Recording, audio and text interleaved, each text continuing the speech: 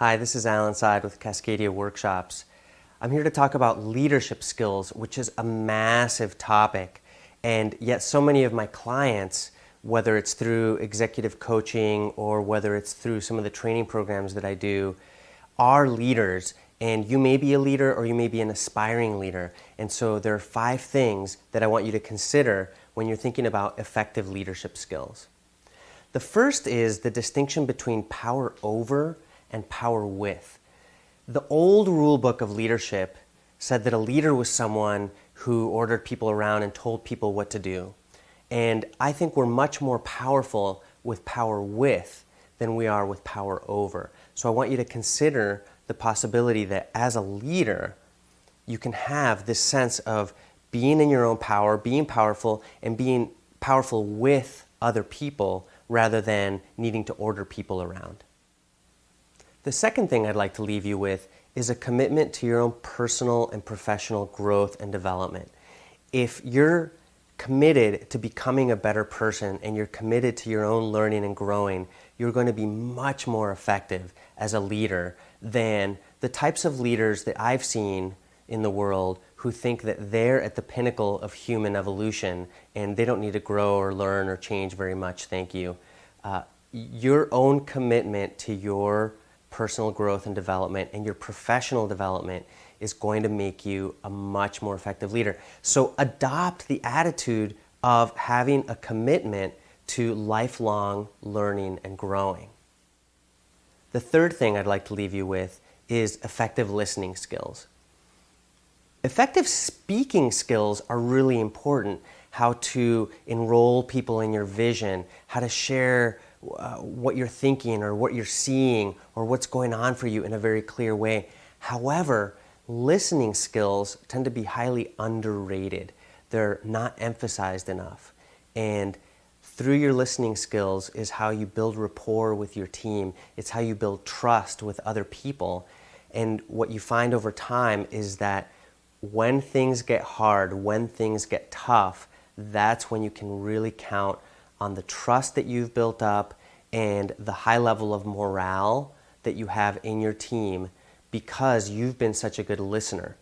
Just keep in mind that nobody cares how much you know until they know how much you care. And listening skills are a huge piece of that. The fourth piece I'd like to leave you with is committing to learning how to run effective meetings. Running effective meetings is so important. There's even a book out there called Death by Meeting. So many of us spend so much of our time in meetings, and I've suffered through poor process long enough. Now I have 2 other options when I encounter poor process. I either take over the process or I leave because I won't suffer through it anymore. So learn how to run effective meetings, and you can learn how to surface dissenting views constructively for the group. You can learn how to help people get heard. You can find the common ground between people. You can keep the meeting on track, and you can facilitate consensus. These are all skills for running effective meetings. But I'll leave you with 2 questions that most people never ask that are incredibly important when running a meeting. The first question is, what are we trying to accomplish? And the second question is, how much time do we have in which to accomplish it? Just try asking those 2 questions at the beginning of every meeting, and you'll see that it'll bump up the productivity and the effectiveness of your meeting to a huge extent. The number 1 leverage point to effective groups is actually mature individuals, which brings us back to the personal and professional development. And part of lifelong learning and growing for you as a leader or as an aspiring leader is learning how to run effective meetings. The 5th thing I'd like to leave you with in terms of effective leadership skills is knowing how to make clear requests and knowing how to clarify other people's requests. So requests rather than demands are what allows other people to experience the sense that they have choice in what they're doing, and you're also making it actionable for them to respond to you in this moment. There are 4 qualities to an actionable request. We want it to be specific, doable, present moment, meaning right now. How can we give the person an opportunity to respond to us in this moment?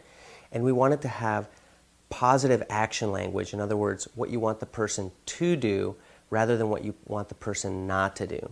So making clear requests is one piece of it. Helping other people clarify what it is they're wanting in the moment is another piece of it. This piece around requests, I could teach a 3-hour workshop. I have taught a 3-hour workshop just on requests. But let me say this, a request is not a desire. Oh, I would love it if somebody was more organized in the accounting department. It's not a request. That's a desire. Or a proposal is not a request. Somebody makes a proposal in a meeting. I propose that we restructure some section of our organization, or I propose that we create an event every fall. That's a proposal. A request is what information are you wanting from the people in the room in this moment in relation to that proposal. I was at a meeting once where I experienced somebody deliver a proposal that was a beautiful proposal. I thought it was an amazing proposal, but they didn't have a clear request of the group. And if you've been in a lot of meetings, you've probably seen people put out a proposal and then sit back and wait to see whether people jump on it or not, or to see if they get a favorable response or not, instead of making a clear request. So here's my proposal, and here's some examples of clear requests. I'd like to see a show of hands of other people who liked my proposal. I'd like to see a show of hands of people who think that my proposal is going to have major obstacles, encounter major obstacles in getting adopted. Or I would like to see a show of hands of people who would be willing to talk to me after the meeting about writing a letter to our local government in relation to this proposal. So those are examples of requests of ways people can respond to you in the moment in relation to your proposal. So learning how to make clear requests and helping other people clarify their present actionable requests are really important skills as a leader. So just in summary, the 5 things that I'm leaving you with in this video is the distinction between power over and power with, and encouraging you to adopt a mindset of power with. The second is a commitment to your lifelong learning and growing, to your personal and professional development. The third is developing effective listening skills and really being present for people and building that trust and that rapport. The fourth is running effective meetings and committing to learning the skills for how to do that. And the fifth is clarifying requests, both the way you express them and helping to clarify other people's requests of you. Thank you for watching, and I look forward to seeing you in another video.